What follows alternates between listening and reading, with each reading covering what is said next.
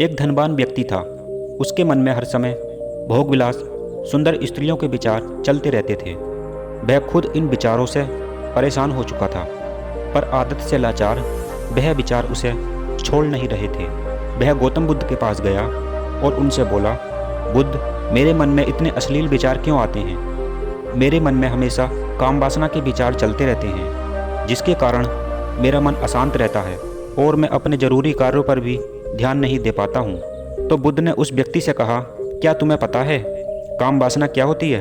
प्राकृतिक रूप से हमारे अंदर जो भी है उसकी कुछ ना कुछ ज़रूरत होती है। काम वासना भी हमारे शरीर में किसी कमी का एहसास कराती है, जो उसे पूरा करने का संकेत देती है, और हम उस कमी की ओर आकर्षित होना शुरू कर देते हैं। जैसे अगर किसी के पास धन की कमी है तो उसके अंदर धन की वासना उत्पन्न हो जाएगी, और जब ये ज़रूरत शारीरिक हो तो हम इसे काम वासना का नाम दे देते हैं।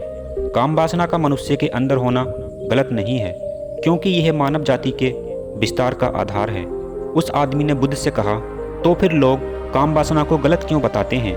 बुद्ध ने कहा, लोगों ने काम वासना को गलत तरीके से देखना शुरू कर दिया है।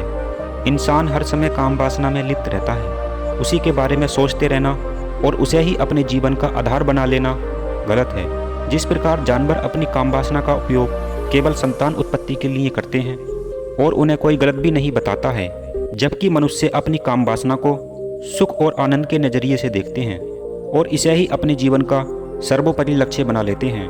मनुष्य के लिए काम वासना का बेलगाम होना ही उसके दुखों का कारण होता है।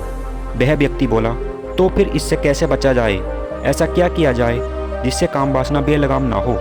तो बुद्ध ने जवाब दिया, मनुष्य के जीवन में कोई ना कोई लक्ष्य जरूर होना चाहिए। जब व्यक्ति अपने काम में व्यस्त होता है तो उसके मन में गलत विचार नहीं आते हैं। हमारा दिमाग एक समय में केवल एक ही जगह टिक सकता है, इसलिए हमारा दिमाग जब एक काम में व्यस्त होगा तो गंदे विचार आने की संभावना नहीं होगी। हमें बुरी सोच और अश्लील विचार वाले लोगों से संबंध नहीं रखने चाहिए, क्योंकि यह गंदे विचार अगर आपके अंदर नहीं हैं और आप ऐसे विचार वाले लोगों के साथ रह रहे हो तो फिर यह आपके अंदर भी आने लगते हैं। काम वासना की ऊर्जा को रूपांतरित करो, उससे रोको नहीं। आप ध्यान और प्रेम करेंगे तो आपकी काम वासना में ठहराव आने लगेगा। प्रेम और ध्यान से आप ऐसा आनंद प्राप्त करने लगेंगे जिससे आपकी काम वासना भोग विलास फीका लगने लगेगा।